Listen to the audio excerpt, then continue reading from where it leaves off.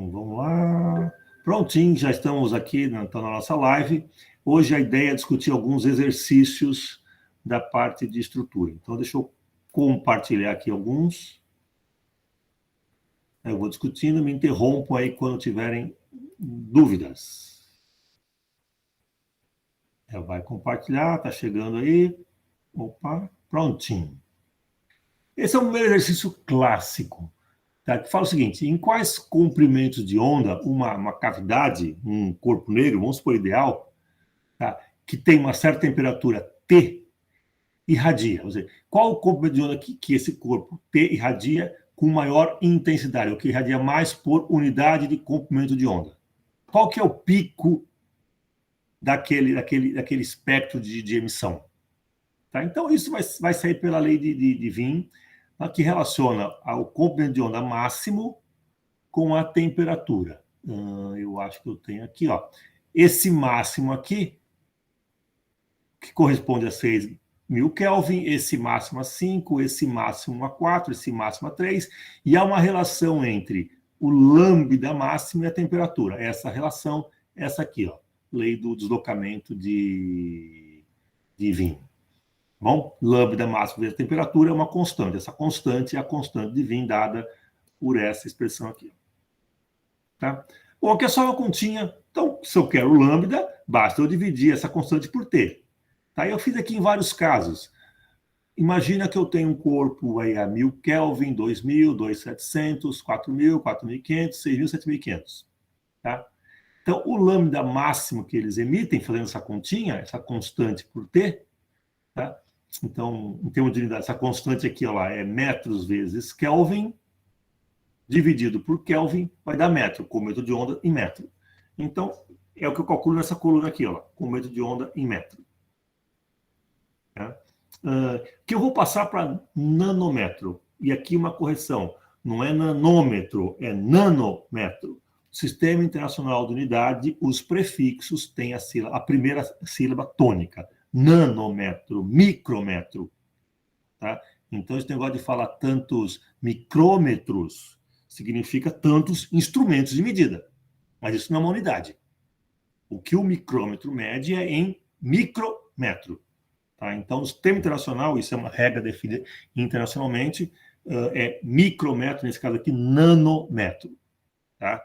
O quilômetro é uma permissão que é cultural. O correto seria quilômetro. Mas ninguém vai fazer uma corrida aí de tantos quilômetros. É muito estranho isso aí. É tantos quilômetros. Tá? Então, é tolerado pelo sistema, mas o correto é nanômetro. E aquilo de micra, esqueçam, isso aí é uma estupidez dos velhos. A velha geração, a minha, aprendeu isso. E insiste em não esquecer. E insiste em ensinar ainda. Então, não aprendam isso, tá? Micra não é o plural de microns, porque esses dois não significam nada em metrologia. O correto é micrômetro, nesse caso, nanômetro. Bom, vamos lá. Por que eu falo isso? Porque eu tenho uma noção aí que o nosso espectro visível está entre 400, 300 e pouco, tá? 300 e muito, mas é verdade, 400 e 700 nanômetros. Esse é o espectro visível. 700 e pouquinho, alguma coisa mais. Então, repara, um corpo negro a 1.000 Kelvin emite aí cerca de quase 3.000 nanômetros infravermelho. Não enxerga esse pico. Ele começa a ficar visível quando chega, o pico é visível quando a temperatura está em torno dos 4.000 Kelvin. Isso é alto para burro, tá? Que aí você tem uma radiação da ordem de 725 nanômetros, que é uma radiação vermelha. Tá? E até 7.500 Kelvin ele emite ainda já no finalzinho do visível, lá entrando no ultravioleta. Tá? Mas cuidado, isso é o lambda máximo. É o pico. Então, voltou dessa imagem aqui, ó.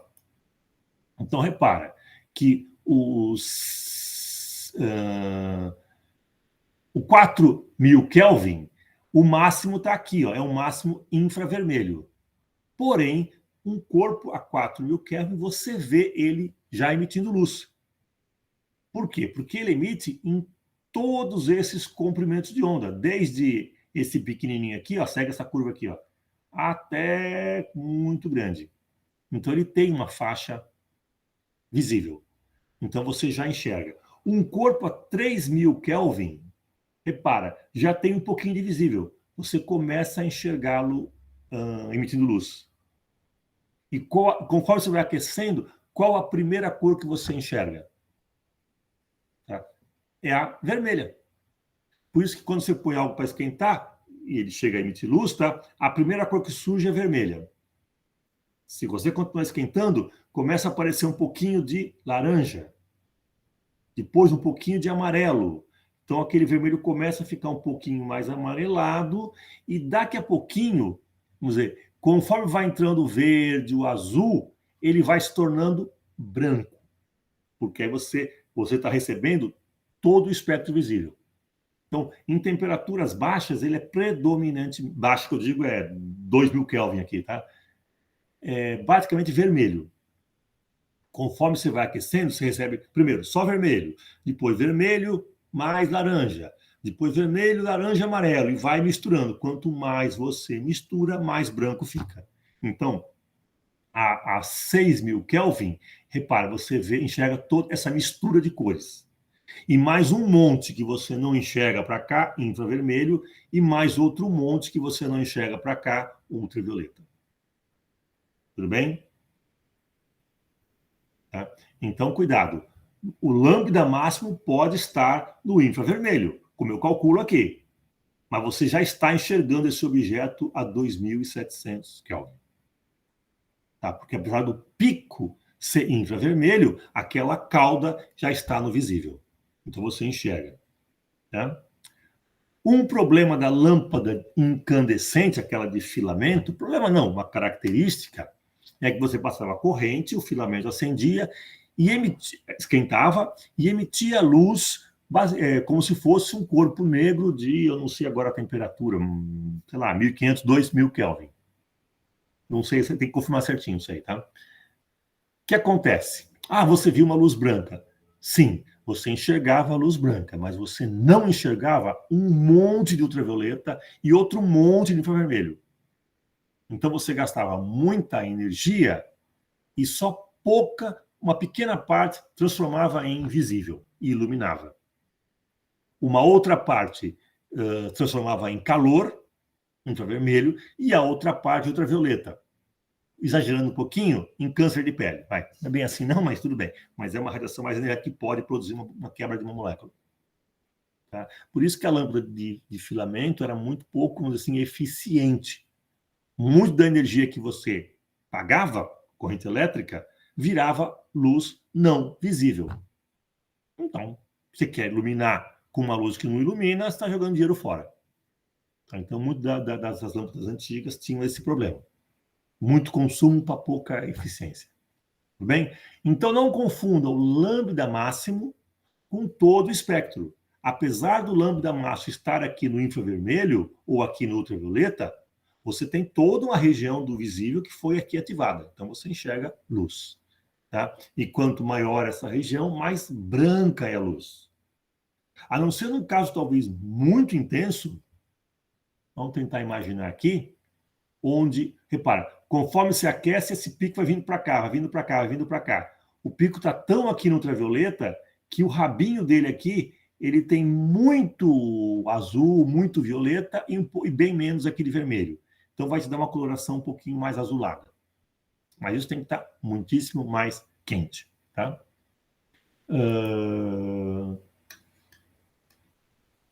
Tá, eu digo aqui, ó. Então, aqui é um rascunhão de um gráfico de radiância espectral, quanto que emite por comprimento de onda. A área disso aqui é a radiância total. É tudo que é emitido. Mas o que é emitido numa determinada faixa de comprimento de onda é a radiância espectral. Tá? Então, que é o básico dessa curva aqui. Então, o máximo está por aqui. O máximo pode ser visível, mas você tem uma região infravermelha e uma região ultravioleta que você não enxerga. Alguns animais enxergam, você não. Tá? Então, olha lá, eu coloquei a observação, em torno de 2.000 Kelvin, a gente já começa a observar o vermelho. Repara que 2.000 Kelvin, o pico é 1.400 e pouco. Isso aqui não é visível, isso aqui é infravermelho. Ninguém enxerga esse comprimento de onda. Tá? Mas esse é o pico. Nós estamos vendo uma outra região, essa curva passa pelo visível, então a gente começa a enxergar. E conforme aumenta, vai ficando cada vez mais laranjado, amarelado e esbranquiçado, porque misturou tudo.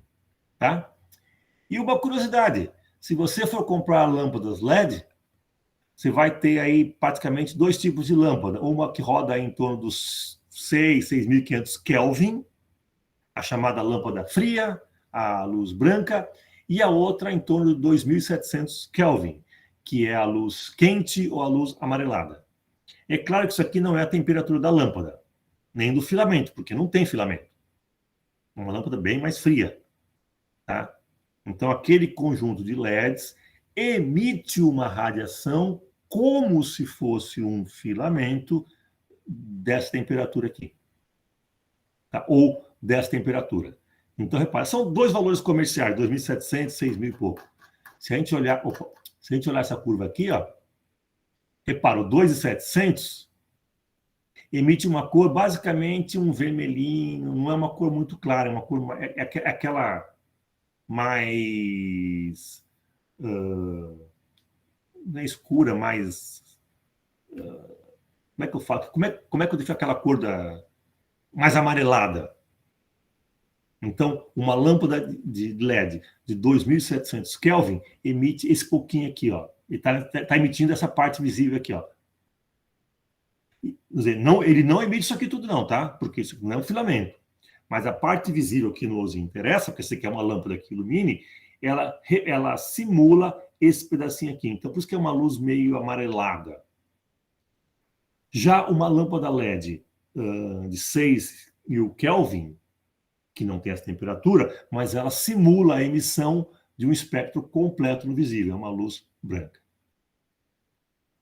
Tá? Então, se você olhar a luz LED, você tem lá a mais branca e mais amarelada. E você vê na especificação como tantos Kelvin. Então, é isso que significa esse Kelvin da lâmpada. Tudo bem? Então, isso aqui é só uma brincadeira aí, dessa lei do deslocamento da posição do máximo em função da temperatura, determinada por Wien. Tá? A área daquela curva é proporcional até a quarta. Isso é outra lei do Stefan Boltzmann. Tá? É outra lei. Nós vamos ver daqui a pouco. Tudo bem? Tranquilo?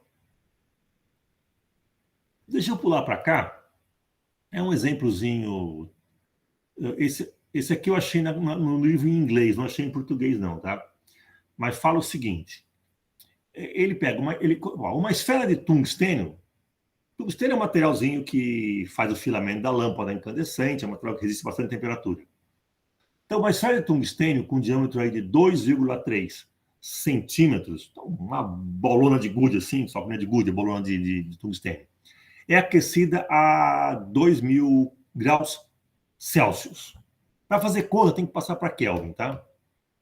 Então, um pouquinho maior que isso. 2.000 graus Celsius. Nessa temperatura, o tungstênio ele irradia 30% da energia que seria irradiada por um corpo negro perfeito. Ou seja, ele irradia menos do que irradiaria um corpo negro. Ele não é tão eficiente nesse aspecto. Tá? Então, ele quer comparar com isso um material real, um tungstênio, uma bolinha de tungstênio aquecida, com um corpo negro perfeito. Então, a primeira comparação é a seguinte: calcule a temperatura do corpo negro que irradia na mesma taxa, na mesma tantos watts por mesma radiância, watts por metro quadrado, que o tungstênio. Então, aqui, ó, depois eu libero isso aqui para vocês, não vou perder tempo com conta, não. Mas esse trecho aqui, olha só. Sigma TA4 é a lei de Stefan Boltzmann. A radiância, ou seja, a radiância total é proporcional à temperatura quarta. A constante é a constante de Stefan Boltzmann, esse sigma aí. Tá? Então, o tungstênio, ele emite 30% do que emitiria se fosse perfeito. Tá? E eu quero que essa energia por unidade de tempo irradiada seja igual a de um corpo negro. Qual que é a temperatura desse corpo negro ideal que emite tanto quanto, tem uma radiância tão igual à do tungstênio real, que não emite tão bem? Então, fazendo as continhas, depois você vê a conta, repara, um tungstênio real de 2.000 graus Celsius emite tanto quanto um corpo negro de 1.400 graus Celsius. Ou seja, o corpo negro, mesmo estando mais frio, consegue emitir tanto quanto o tungstênio a 2.000. Então, o tungstênio, vamos dizer assim, é um corpo real, e o nosso 1.400 aqui é um corpo negro ideal. Então, aquela pergunta que acho que o Lucas fez lá no comecinho. Tá? Então, o tungstênio ainda não é um material perfeito para isso. Ainda que ele emita, ele não emite tão bem quanto o nosso corpo negro ideal. Tá? Segunda pergunta.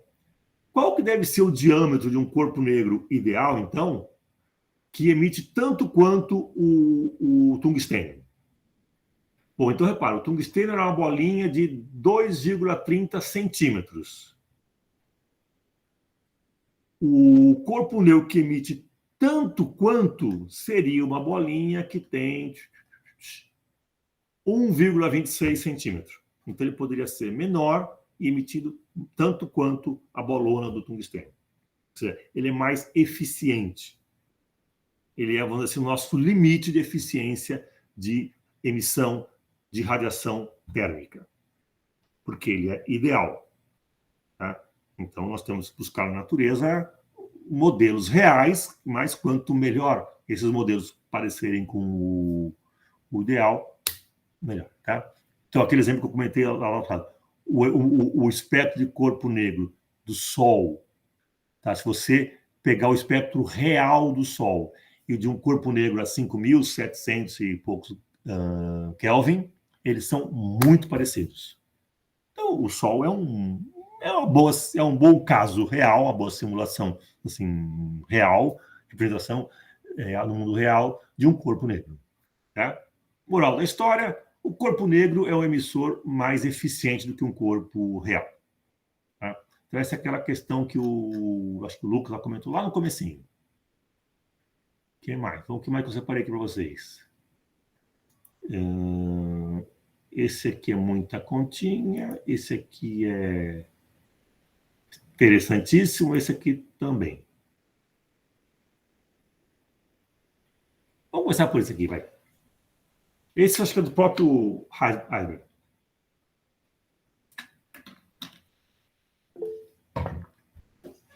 Lucas, pode perguntar. Professor, as relações que a gente viu, como essas de Wien, valem para corpo negro ideal? Sim, em princípio, sim. Para o real também? É uma boa aproximação. O real você vai ter multiplicado a lei por um fator de emitância. Quanto aquele corpo é capaz de emitir.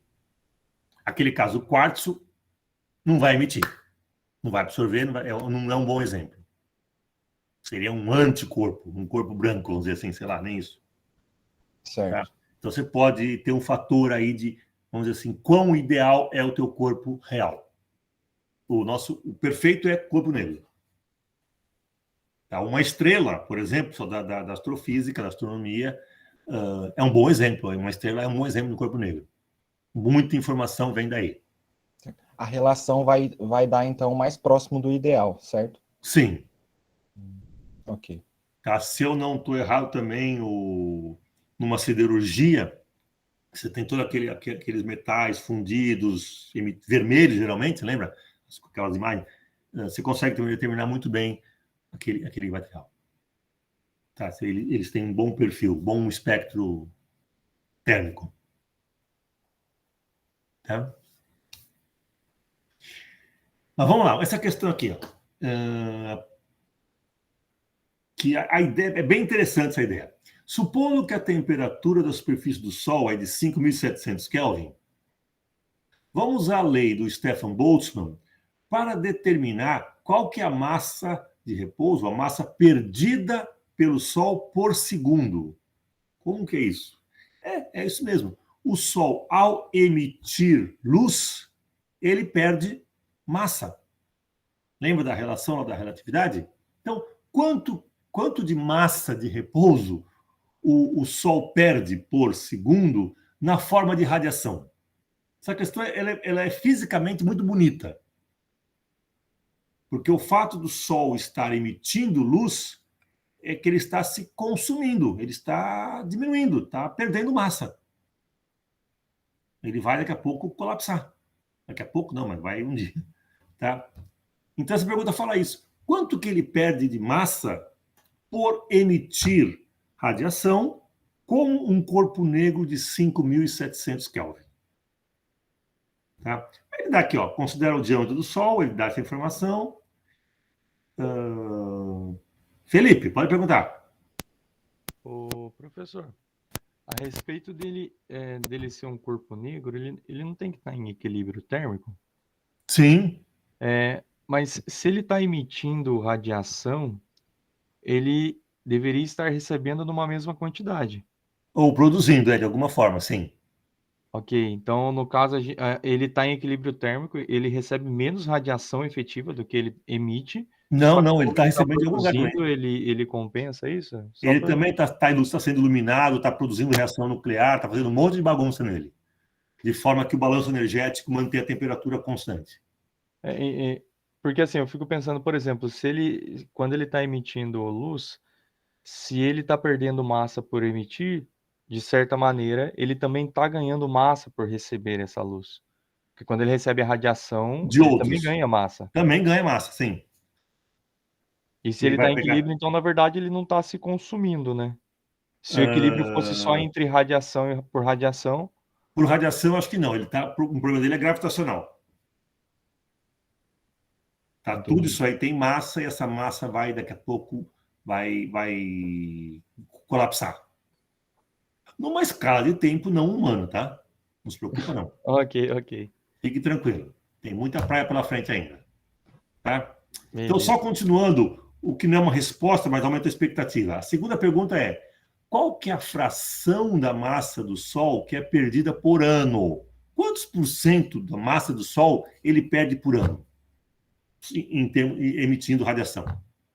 Ele vai ganhar de outro jeito, tá bom. Mas quanto que ele perde? É significativa essa perda? Então, é a segunda parte da questão.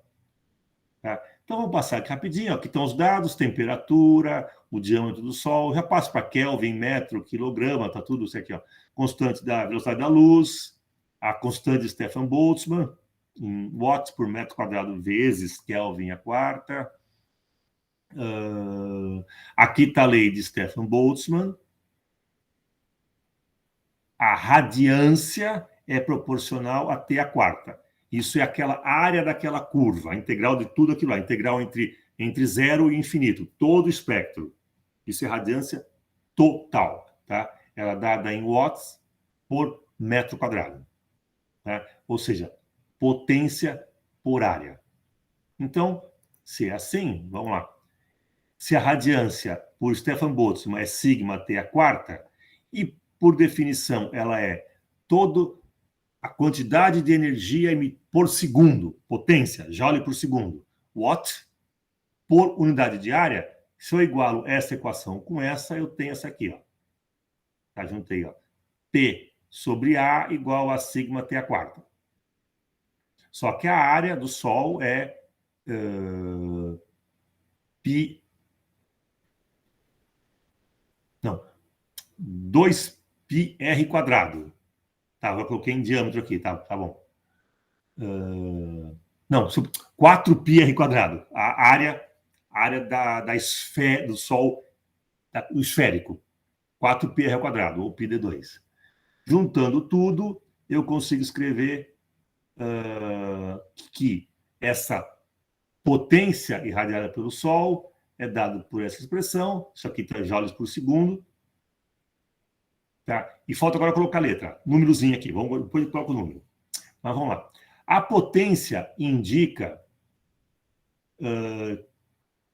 qual que é a variação temporal de energia irradiada, ou seja, esse DEDT, potência Joule por segundo, energia por tempo. Então, a potência me fala quão rápido essa energia é emitida. Ela é liberada através da forma radiativa. Então, ó, só que a energia de repouso é dada por M0C2. Então, eu pego essa expressão, ponho ela aqui, derivo, e vou ter lá o C é constante, cai fora, C2dm0dt. Então, isso aqui que é a potência, eu vou igualar com isso aqui que é a potência. Fazendo isso, eu tenho essa expressão aqui, e eu posso escrever que esse dm/dt, ou seja, quão rápido a massa varia, tá, teria que ter um som negativo aqui, ela diminui, só, mas eu estou em módulo isso aqui. Tá? Quão rápido a massa varia é dado por essa expressão aqui. Então, botando valores, aqui, essa relação aqui me fala o seguinte, olha, a variação de massa em função do tempo é de 4,1 vezes a nona quilograma por segundo. Então, o Sol perde por segundo 4,1 vezes 10 a nona quilograma. Tá? É muito, não é? Vamos ver. Isso por segundo. E por ano? Bom, um ano tem tantos dias, tantas horas, tantos minutos, tantos segundos. Então, um ano tem 3,15 vezes a 7 segundos. Se ele perde isso em um segundo, em um ano ele perde isso vezes isso. Fazendo a conta, o Sol perde por ano cerca de 1,3 vezes 17 quilogramas. Uma estupidez, não é? Sim, quanto que é isso aí? Vamos comparar quanto que ele perde por ano em relação à massa dele, que é um dado do problema. Fazendo a continha, ó, isso aqui vai dar essa fração, o que ele perde pelo que ele tem, é da ordem de 6,5 vezes 10 a menos 14. Isso é numericamente zero. Ou seja, o Sol é tão gigantesco que mesmo perdendo uma massa muito grande, continua sendo gigantesco. E olha que o nosso Sol aqui, coitadinho, ele é pequenininho ainda, tá? No termo de universo. Então, esse não vai ser o fator principal que vai matar o Sol, não. Vai demorar muito tempo para ele sofrer por emissão de radiação. Tá? Mas eu acho que o que é legal aqui nessa... Bom, as unidades também, tá? Quando você faz essa contona aqui, ó. Quando você pôs essa contona toda aqui, as unidades batem certinho. Fiz aqui a verificação dela, ó. Vai dar quilograma por segundo. Tá? Aquele dm/dt. Então, aqui essa questão acho que é legal, porque mostra essa questão da, vamos dizer, emitir radiação é perder massa. Ou seja, essa relação da energia com a massa. Massa no caso aqui, a massa de repouso do Sol. Então, é uma questão acho, conceitualmente muito bonita, que envolve, vamos dizer, a lei de Stefan Boltzmann, que dada a temperatura de equilíbrio, eu sei qual que é a energia total por segundo, por metro quadrado, que ele emite. Qual que é a radiância total? Tantos watts por metro quadrado. Joule por segundo por metro quadrado. Então, a partir daí, a gente consegue fazer essa brincadeira. Tudo bem? Então, não se preocupem com o efeito de massa. Ainda tem muita coisa para acontecer com o Sol.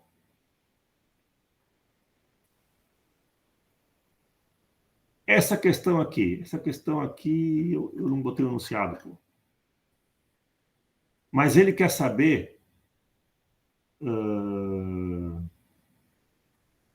Vamos ler aqui. Vou inventar, não. Tudo aquilo que o Sol emite, quanto que vai para a Terra e se a Terra comporta. Então, é a questão 10. Vamos ler isso aí com calma. Eu usei um número um pouquinho diferente, mas a ideia é a mesma.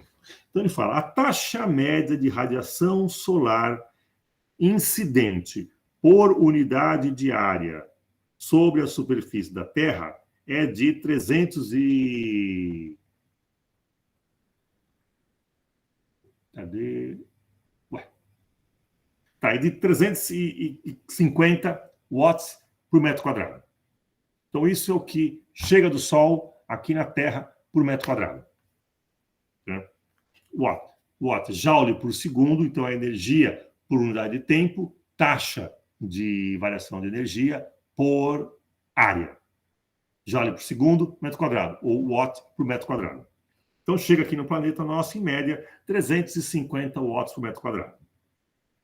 Ele quer saber o seguinte, explique o que isso tem a ver, a consistência entre esse número e a tal da constante solar, que ele define aqui. A energia solar que incide uma direção normal a uma superfície por unidade de tempo. Que essa energia, essa constante solar, é de 1.340 watts por metro quadrado. Tá? Então, ela é maior do que a que chega aqui na nossa superfície. Então, ele quer que você calcule isso e depois ele vai falar o seguinte, considere a Terra como sendo um corpo negro irradiando energia para o espaço, nessa mesma taxa, vamos chegar lá. Qual que é a temperatura da Terra, considerando ela como um corpo negro? Então, vamos fazer essas continhas também, né? São interessantes. Então, vamos lá. Aqui é mais uma questão muito geométrica. O Sol é um reator, tá? Vamos dizer assim, que está emitindo muita luz para todos os lados do universo. Tá, ou da galáxia, basta. Nosso sistema solar está bom demais, já pronto. Olha o nosso sistema solarzinho aqui. Então, ele irradia igualmente para todas as direções. Toda aquela energia que ele está emitindo por unidade de tempo vai igualmente, isotropicamente, para todo o espaço. Então, vamos lá. Então, o Sol é um reator, no sentido de estar emitindo luz, e ele libera na forma de radiação um certo valor que chama aqui de potência do Sol. Tantos joules por segundo ou tantos watts. Toda a superfície, a superfície, vamos dizer, volume, vamos dizer assim, que não interessa. Mas a superfície emite, porque é radiação de superfície, tudo isso integrado vai dar o meu PS, potência do Sol. Só que essa radiação se espalha esfericamente pelo universo. E quando chega aqui, só uma partezinha bate aqui na gente. Tá? Então, imagina que ela irradia para todo lugar e só esse pontinho aqui que vai receber só esse conezinho de luz que bate aqui. Porque o que passou por cima e embaixo, nós não absorvemos. A nossa seção de choque é pequenininha, nós somos pequenininho. Então, desse monte que o Sol emite, só um pouquinho chega aqui na gente. Nós só conseguimos captar esse pouquinho. Porque o que passou muito longe, lamento, nós não vamos absorver. Tá? Então, quando chega na Terra, vamos ver essa densidade superficial de potência, que eu defini aqui, ó, é tudo aquilo que o Sol emite. Então, isso aqui é do Sol, dividido por 4πr². Vamos dizer, isso aqui, deixa eu... vamos dizer, o Sol emite tudo isso para todas as direções.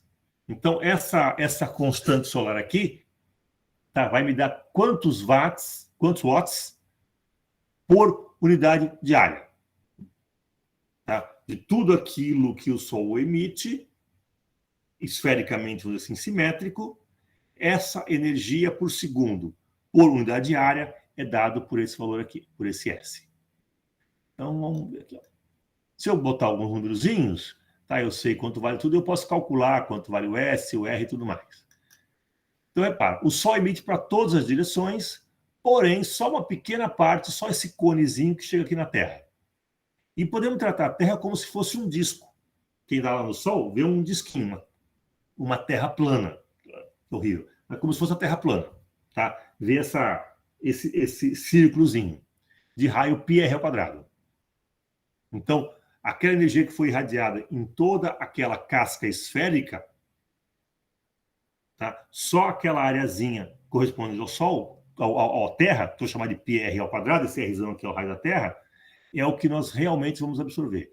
Então, o que a Terra recebe é tudo aquilo que aquela densidade de energia emitida pelo Sol multiplicada pela nossa área. Então, tantos watts. Tá? Bom, tudo isso eu vou distribuir entre o planeta em toda a área do planeta. Isso aí chegou do Sol, agora eu vou distribuir de maneira bem politicamente correta, sei lá, igualmente, para toda a nossa esfera, toda a nossa casca esférica, superfície solar, terrestre. Tá? A nossa área é 4πr². Fazendo essa conta, então, é o que o Sol emitiu, o que chegou na Terra, distribuído por toda a Terra, isso vai dar cerca de 340 watts por metro quadrado. Então, isso que é a taxa que realmente chega aqui, ó, a taxa de energia solar radiante por unidade de área que chega aqui na Terra é 340 watts por metro quadrado. Tá? Então, por segundo, chegam a cada metro quadrado 340 joules. Mas, considerando que a Terra tem uma temperatura estável, ela como um todo, tá? Vamos dizer, por mais que 1 grau Celsius, 2 aí, faça essa desgraça que está acontecendo do nosso aquecimento global, 1 grau Celsius é uma variação pequena para quem está fora do planeta. Para quem está aqui dentro, coitado, nós sofremos, mas em termos numéricos é muito pouco. Então, a temperatura é estável. Tá? Então, se a temperatura é estável e o Sol e nós recebemos 340 watts por metro quadrado, nós temos que emitir de algum jeito isso. Então, a Terra também emite. E se ela emite essa quantidade de energia por segundo, watt, por metro quadrado, então a radiância da Terra é esse valor mesmo, 340 watts por metro quadrado. Bom, mas se essa é a nossa radiância, pela lei de Stefan Boltzmann, R é igual a constante de Stefan Boltzmann, T ao 4. Eu conheço R, conheço a constante, eu posso calcular o T. Fazendo essas contas, a Terra é um corpo negro com temperatura em torno de 280 Kelvin. Tá? Isso dá mais ou menos 5, 6, 7 graus Celsius. Que é coerente, não está tão fora disso. Tá? A temperatura do planeta como um todo. Então, é interessante que, com esses cálculos simples, aproximados, a gente chega num valor razoavelmente interessante para a temperatura no planeta Terra. Tá? Pode parecer frio, mas 5 graus ou 30 graus é quase igual para quem está de fora. Então, se um extraterrestre quiser fazer essa conta, ele fala, opa, lá a água é líquida. Pronto, ele concluiria isso. Bom, depende da pressão também, mas tudo bem. Tá? Então, uma outra brincadeira aí de toda a energia que o Sol emite, parte é reemitida, porque nós temos quanta temperatura, e essa reemissão caracteriza-nos como um corpo negro de temperatura aí em torno aí de alguns poucos graus Celsius. 270, 280 Kelvin. Tudo bem?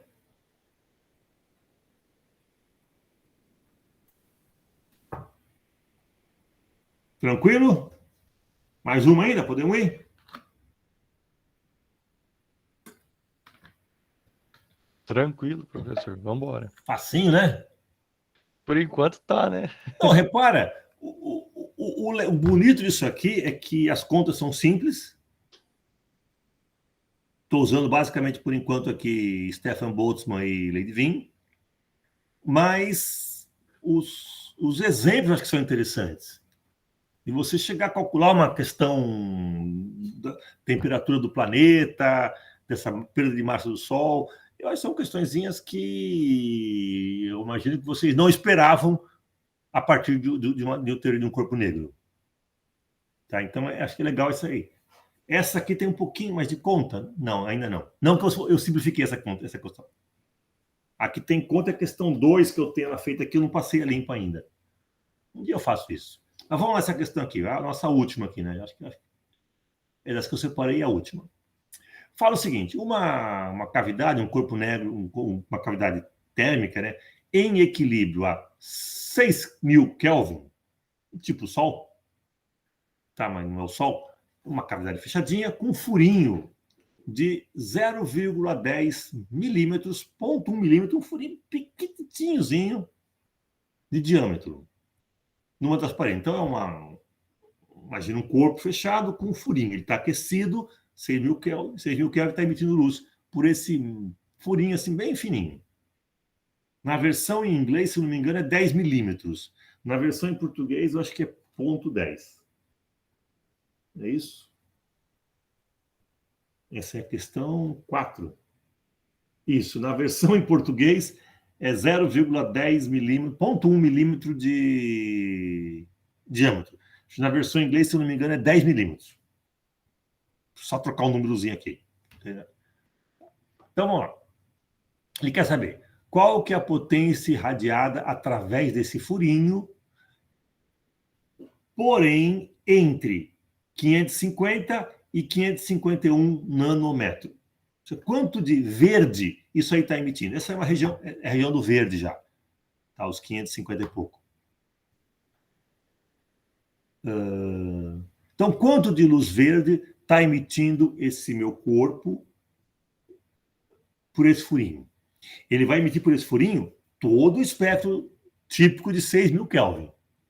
Ele vai emitir todo esse espectro aqui,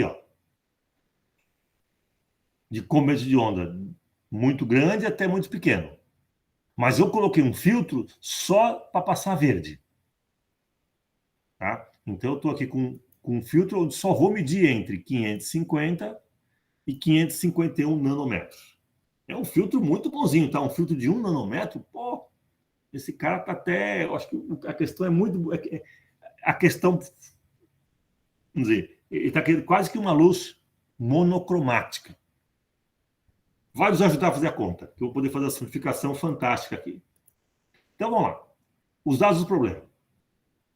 Temperatura 6.000 Kelvin, o meu furinho tem 0,10 milímetros, eu vou passar para metro, não vou me preocupar com a unidade, eu passo do Centro Internacional.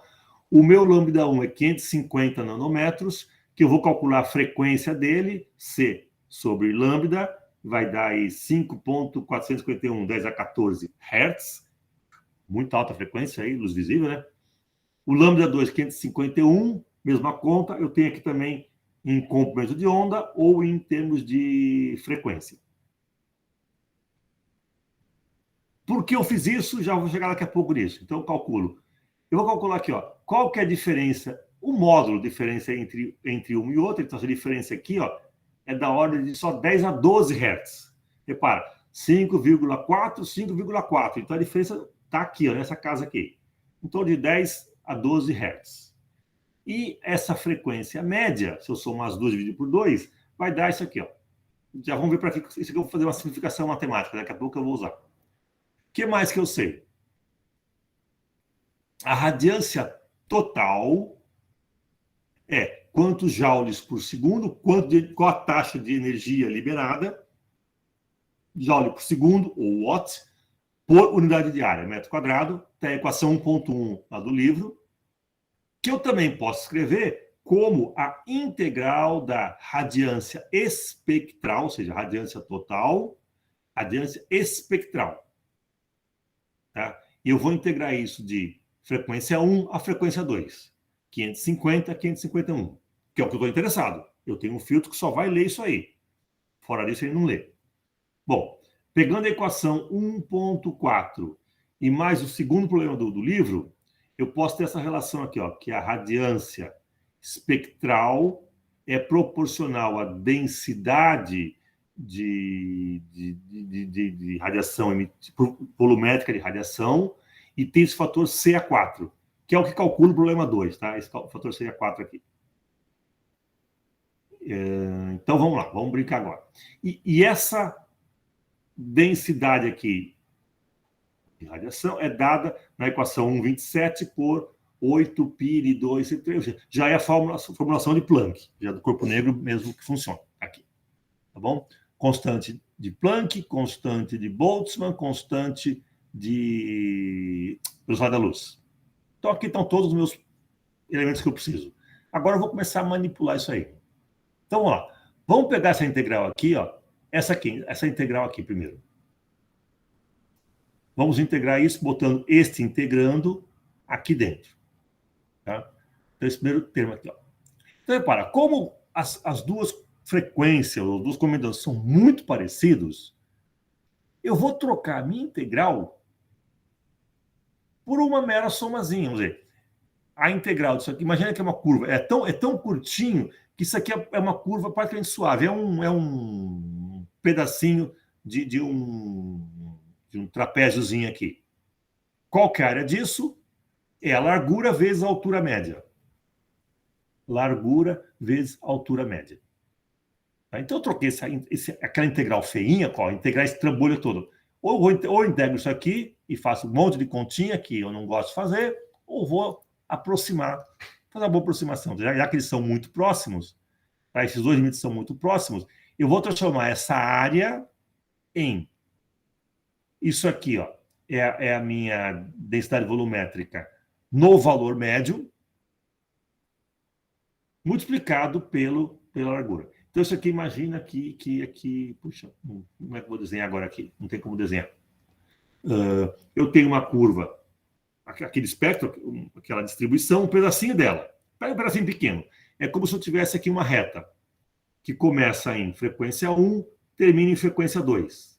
Qual que é a área aqui de baixo? Eu vou pegar aqui, ó, frequência média. Então, a curva está assim. Eu vou pegar aqui ó, o valor médio e multiplicar por essa largura. Então, largura vezes altura. Largura vezes altura. Pronto, resolvi minha integral geometricamente brincando. É uma funçãozinha simples, tal. Então, eu tenho aqui, eu tinha as duas frequências, eu sei a diferença entre elas. Já calculei lá atrás. E eu sei qual que é a frequência média. Então, eu vou calcular a minha densidade para essa frequência média. Então, vamos lá, vamos brincar agora. Então, essa minha integral nada mais é do que 8π frequência média ao cubo H sobre C3. Ó, é isso aqui, ó. 8π. Opa, tem um Ni2 aqui, mas tem um Ni aqui. Então, Ni ao cubo vezes H. É o que está aqui, ó. 8π Ni ao cubo vezes H. Só que estou botando o valor, numericamente, o valor médio. Sobre C3 vezes 1 sobre a exponencial de H, Ni médio sobre KT menos 1 vezes ΔV. Substituindo os valores, faz continha, roda, mexe, não sei o quê, eu tenho esse valor aqui para integral. Tantos joules por metro cúbico. Então, isso aqui é só integralzinha, só esse termo aqui, ó. Tá? Então, o que eu tenho que fazer? Incluir o CA4 e depois igualar com P sobre área. Vamos chegar lá. Pressão, potência sobre área. Então, vamos lá. Eu calculei aqui a integral.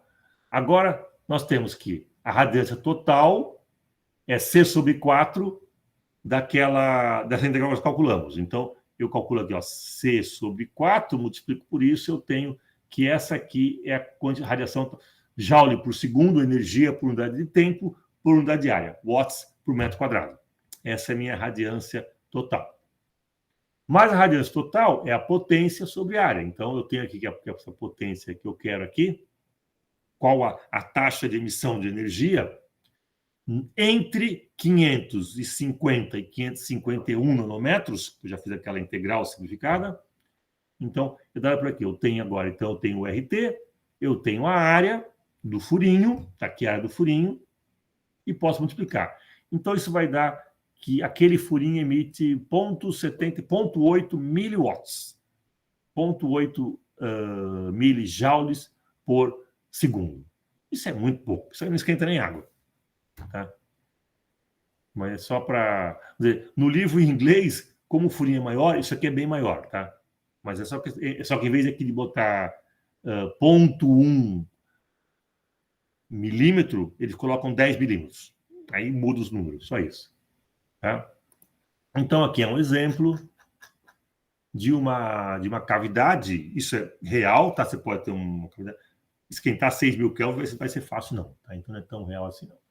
Tá? Com o furinho, ele emite radiação só nesse comediano. Então, de tudo que emitiu, eu só estou lendo esse pedacinho aqui verde.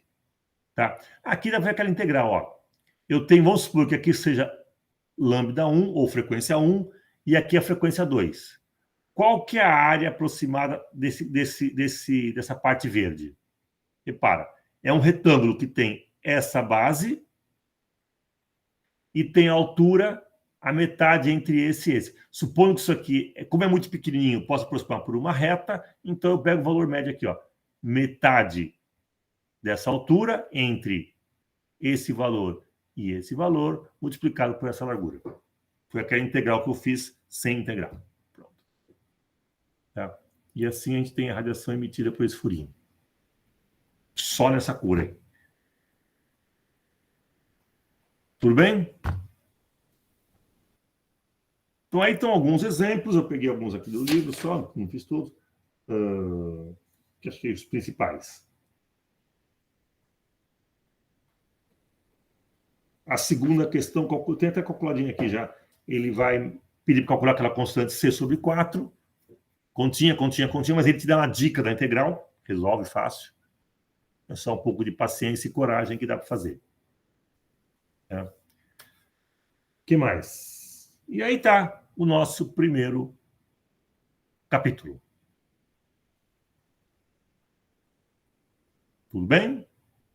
Sobreviveram? Não é tão feio. Repara que as contas são simples. É mais o organizar a cabeça e fazendo passo a passo. Sempre tem um pouco de traquejo na conta, tá? Para simplificar uma coisa ou outra. Aquela própria dedução que o livro apresenta da forma do Planck, aquela somatória, isso aqui, lembra que isso aqui é a derivada do ln. Peraí, pô, isso não é tão intuitivo. Mas com essas malandragens você consegue resolver e chegar lá. Então não é tão óbvio como o livro coloca, mas não é tão incompreensível quanto pode parecer à primeira vista. Não. E aqui as continhas são bem simples, ainda nesse caso aqui, tá? Poderia complicar. Eu não estou me preocupando com as grandes integrais. Estou tentando pegar mais o fenômeno em si do que o cálculo em si. Tudo bem, pessoal?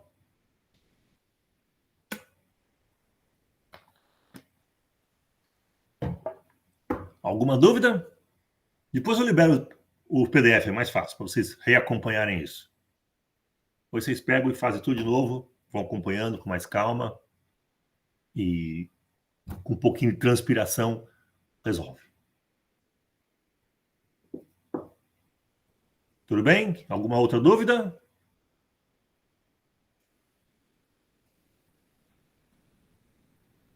Nada? Que bom, sabem tudo. Ou estão desesperados, não sei.